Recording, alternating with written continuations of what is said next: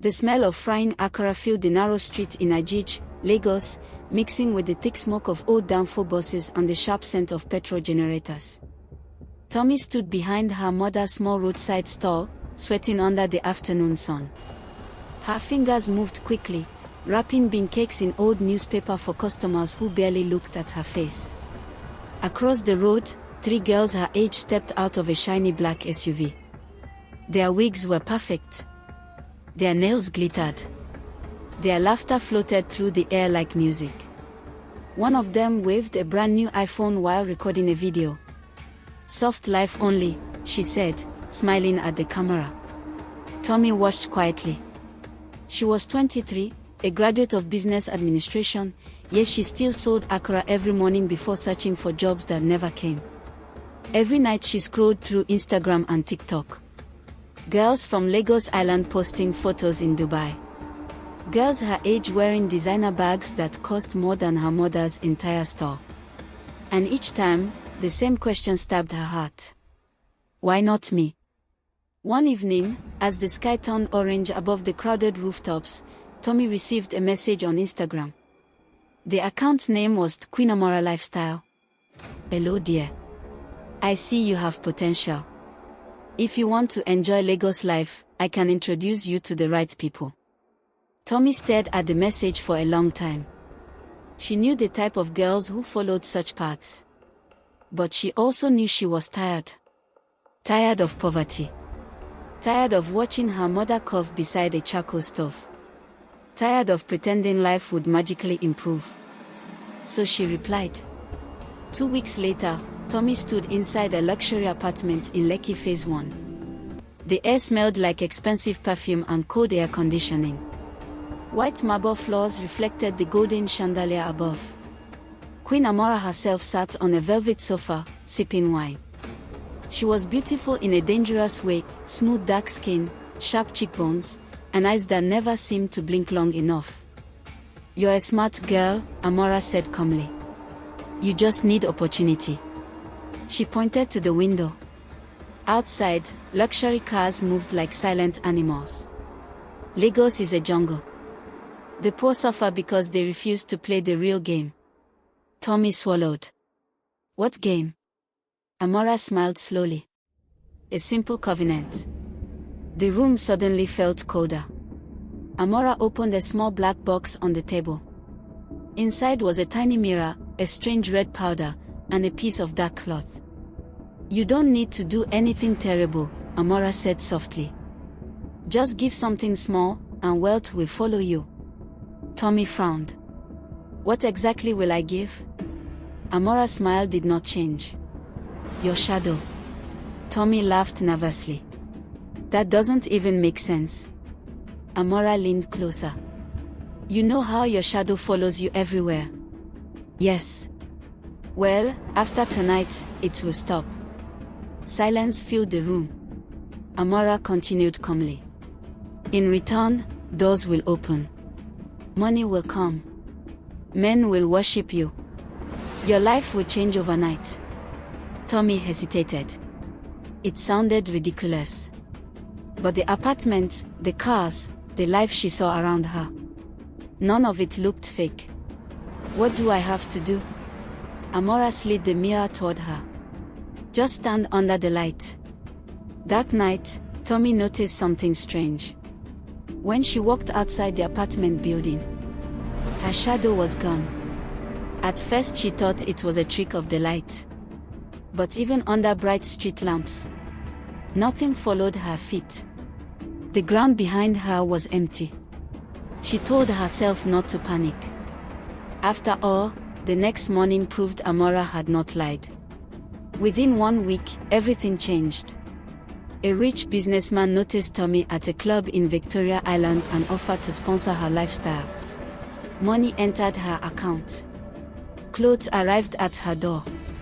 Her Instagram followers exploded. Soon she moved into a luxury apartment overlooking the lagoon.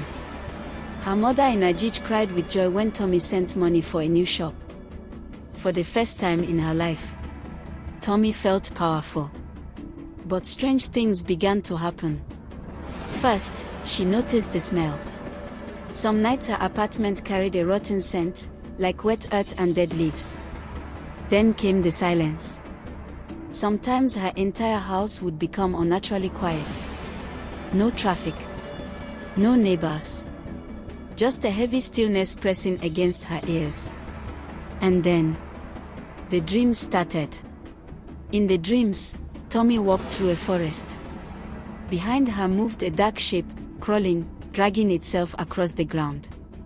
It had no face. No body. Just a living shadow. And each time it whispered the same words. Death must be paid. One night Tomi woke up sweating. Her room felt freezing cold. She sat up slowly. And then she saw it. On the wall opposite her bed. A shadow was moving. But there was no light source. And worse, the shadow was not copying her movements. It was moving on its own. Tomi screamed. The next morning she drove straight to Queen Amora's house. But the luxury apartment was empty. Neighbors said the woman had moved away suddenly. No forwarding address. No phone number worked anymore. Amora had disappeared. Terrified, Tomi traveled back to Ajij to see her grandmother, Mama Sod. Mama Sod was an old woman whose eyes had seen many strange things in life. When Tomi explained everything, the old woman's face turned pale. "You foolish child," she whispered. "You sold your Oreo Gigi." "My what?" "Your spiritual shadow," Mama Sod said slowly. "In Yoruba tradition, your shadow carries part of your soul. It protects you. It balances your destiny." She shook her head. "Those people you met, they collect shadows to feed ancient shrines." Tomi's stomach twisted. "What happens now?" Mama Soda's voice became heavy.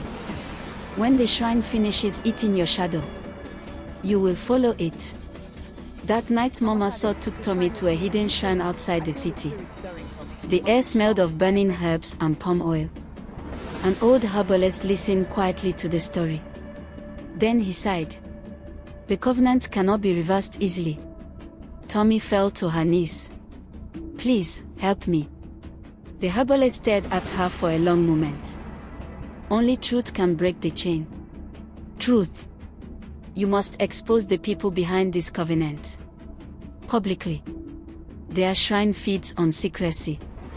3 days later, Tomi posted a video online. Her voice trembled as she explained everything. The rich parties.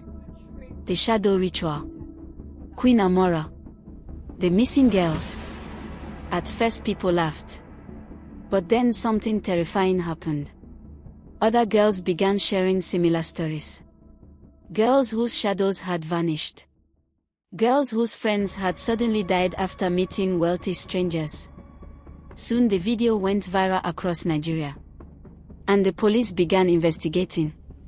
But the shrine was already angry. That night Tomi felt a violent pressure on her chest while sleeping. The shadow creature from her dream stood beside her bed. It stretched long fingers toward her throat. "You belong to us." But suddenly the room exploded with bright light. Mama Sod had placed protective charms under the bed. The shadow screamed and vanished into the wall. 2 weeks later, police raided a hidden compound on the outskirts of Lagos.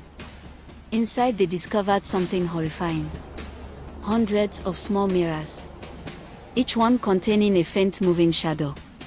And in the center of the compound, a shrine covered in dried blood. Queen Amora and her accomplices were arrested. When the shrine was destroyed, the mirrors shattered. And something impossible happened. Outside under the sunlight, Tomi finally saw it again. A dark shape stretching behind her feet. Her shadow had returned. But Queen Amora did not escape justice. As villagers gathered to watch the shrine burn, something strange happened. The ground beneath the woman began to crack. A cold wind rushed through the compound. And suddenly, every stolen shadow rose from the ashes like black smoke. They wrapped around her body. Her screams echoed across the field as the shadows dragged her into the earth. The ground closed, and she was gone. Tomi returned to Ajij and reopened her mother's Akara store. This time, she helped young girls understand the dangers of chasing sudden wealth. Sometimes customers noticed something unusual about Tomi. Even in bright sunlight, her shadow looked slightly darker than normal, as if it had seen the world of spirits and returned with a warning.